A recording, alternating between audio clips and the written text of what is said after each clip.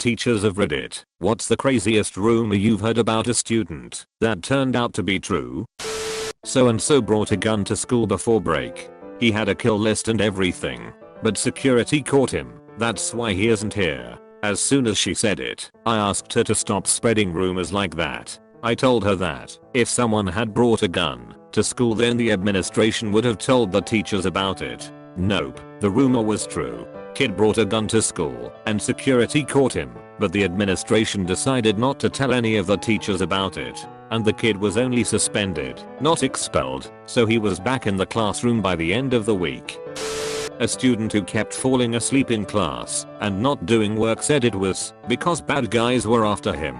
It turned out his best friend had been shot and killed in front of him, and he was so traumatized he was losing sleep and thought he would be next. His family couldn't afford anything beyond school counseling and shuffled him off to live with grandparents in another state. Both kids were 8 years old.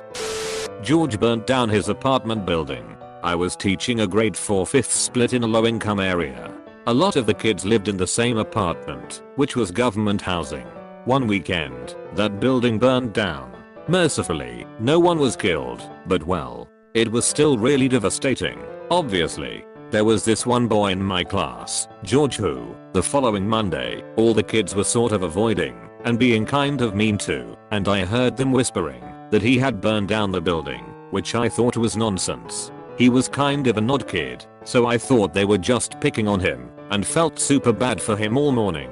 Come lunch break, I'm in the staff room, and of course, it is all the teachers are talking about. And it turns out the rumor is true. George burnt down the building, but it wasn't like he just set a fire. It was actually really depressing. I mean, more than it would have been normally. His mom worked nights, and there was supposed to be someone to look after him that night, but the babysitter was late, so the mom called her at home, but there was no answer, so she figured the babysitter was on her way. This is a while ago, before cell phones were ubiquitous. Like, this is about 15 years ago. So, middle class people maybe had a cell phones, but very few of the people in this neighborhood did. She left, figuring the babysitter would be there soon. But she never showed up. I never learned why. The babysitter was fine. She just never showed up. George got hungry and decided to cook himself supper, figuring he'd seen his mom do it hundreds of times. He could figure out the oven. And yeah, there was a fire that then burned down the entire building. I have a good one. It's not one single rumor, but the rumors about this girl were out of control for a 2 to 4 month period of the school year. Girl at party had regrettable sex and claimed she was raped. Everyone believed her basically, except a few people who believed accused guy. One day during school, she had apparently asked for a pass to go to the bathroom. She met some other guy, not party guy, in one of the locker rooms at school to have sex with him. Some random person happened to go into the locker room and saw them. The person recorded what they saw and never told anyone. Later the girl claimed rape by locker room guy after he didn't want to date her or something. Out of nowhere the person with the video came forward. She had to be on a safety plan because people hated her guts, and clearly the second rape claim was false, and then no one believed the first one either, so that guy was vindicated. She ended up transferring. You probably just want to avoid Quentin. He will try to hurt you. I teach high school and heard this headed into my first year of teaching, and had this kid in my class. On the first day of school he talked about how his cat got raped. Several weeks later spent the class shining a laser pointer in my eyes until I figured out it was him. Eventually another teacher had to get a restraining order against him because he threatened to kill her with very specific actions. Eventually gets sent to juvie. At this point I figured I was done hearing about him. Nope. Gets out of juvie and the teacher that works there catches Quentin spreading gasoline around his house late one night with enough to burn the whole place down. That kid was taking the train to Nick, catching pigeons and training them to be carrier pigeons. He ended up doing his final project for me about the velocity of his pigeons to Kiev. Not a teacher, but I sprayed aerosol and my teacher had an allergic reaction and passed out due to loss of oxygen. She was taken to a hospital and her heart stopped for 12 seconds. Happened my sophomore year of high school. For the next few years my aunt, who was a teacher at the high school, would tell me that the teachers would say they were getting a student known as the axe murderer. Pretty solid nickname TBH. High school teacher. There was a rumor that a student was actually a model for Teen Vogue. I honestly believed it because she was a stunningly beautiful girl and a top student, kind to everyone, responsible, tall, and had really striking model cheekbones. One day the class is making collages and going through magazines. Sure enough, one kid finds the latest Teen Vogue in the stack. "Hey, Savannah, is this you?" she asks, pointing to a picture of a girl in a prom dress. Savannah looks up and squints. "Yup, that's me," she says, smiling, very matter of fact. "For real?" the class chimes in. "Not kidding. That's really me." And she pulls out her phone with the galley proofs her agent sent her to prove it. She was really humble about it. The class was starstruck for about 10 minutes and then got back to work. Savannah was a good sport.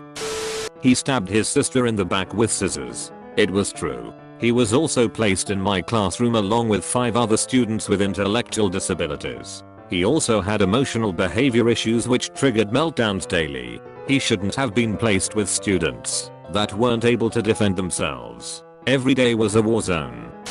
White daughter from a prominent local family attending a mostly black high school. Cheerleader, student government, model student by anyone's measure. Rumors circulate she had sex with 4 basketball players at a party in full view of several people.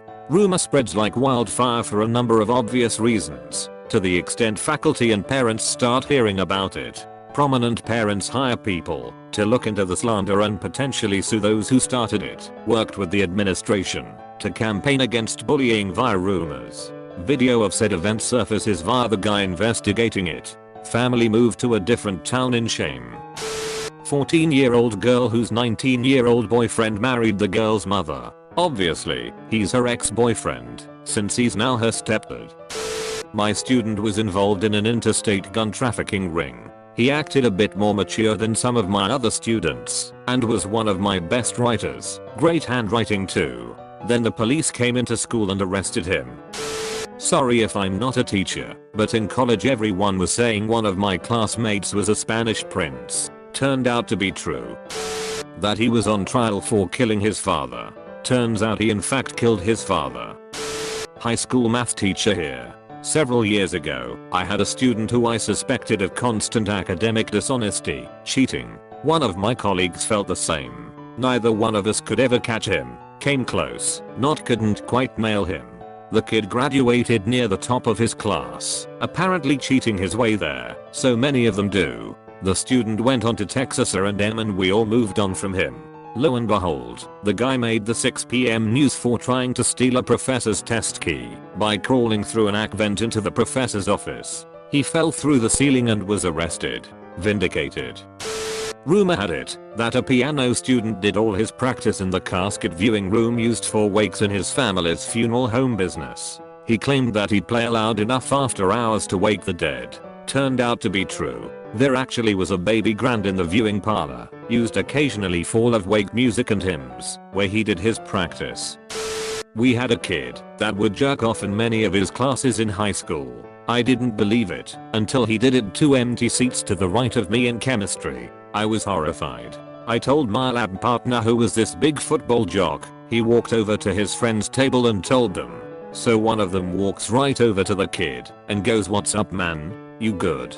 Jerky MC Jerkoff keeps his hands in his pants and just turns red in the face and starts stuttering. It was the most ridiculous situation ever. Worst part was his older sister went to the school and she was a straighter student and quite popular. Hard to believe they were related. I was also real friendly with my high school teachers and they were all aware of the situation. Apparently his English teacher saw it and didn't have the heart to confront him and asked the other teachers for advice on dealing with the situation. It's hilarious. I wonder whatever happened to him. I heard this one guy ate mushed up hot dogs out of his girlfriend's butt crack. That sounds pretty ridiculous, but late one night at a party, I walked in on that very act. The rumor was that the hot dog would be mushed up by the butt muscles of the girl prior to being ingested by the lad. I only caught a fleeting glimpse as I turned around and left the second I figured out what was happening, but what I did see supported the rumor's imagery. Heard she did porn. Found out she did porn.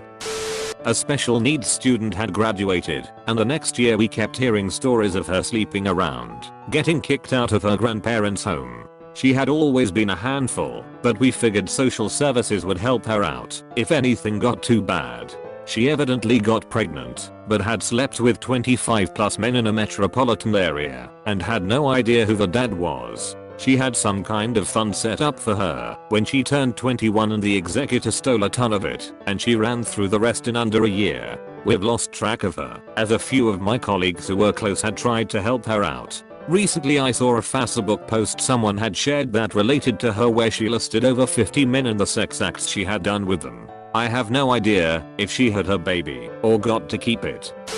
I'm not a teacher, but I have a story about a student from a culinary arts program. I visited a friend once in Minnesota a few years back when he was going to culinary school. He said we were gonna meet up with a couple of his friends from school at the pool. On our way, he was telling me about how one of the girls in the program was sleeping with some of the instructors for better grades, presumably. I don't really know. She was cute enough, but was stick thin, which hey, different strokes, right? Well, fast forward 2 years, my friend comes online and tells me, hey, you remember that one girl we went swimming with? Yeah? Well, she does porn now. Technically I'm a teacher now, but this story is from when I was in high school. There was a rumor that 3 guys had kidnapped an elderly woman and killed her. Nobody really believes it because one of the guys still came to school.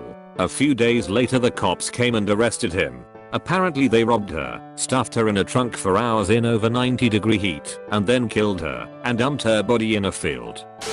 I'm a former school librarian at a very specialized school.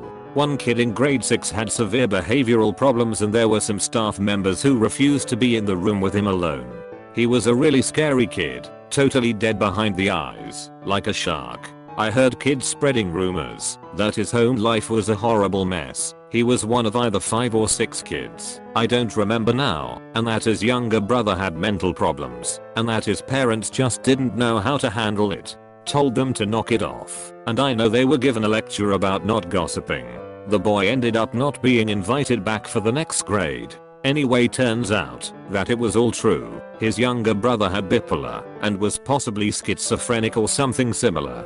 He apparently would run away, hurt himself, scream all the time, etc. The information I have now paints a devastating picture of that poor child's mental health. It is so heartbreaking. He ended up committing suicide at age 12, I think. There was a TV documentary about it here. It's horrible, and I feel awful for his brother, the kid I knew. It makes so much more sense now. That a student had consumed an entire container of hand sanitizer. I could not fathom that being something worth doing or him not getting caught before finishing the act, but no, it was true. They had to call poison control, and the little bastard was drunk all afternoon. This student poisoned a girl. He put something in her bottle of water. She got sick and had to spend 1 day at the hospital. It was true, and he didn't even deny it. He said, I had tried on several students before her, but it worked only on her. The college did nothing about it, except paying back the girl for the day she missed.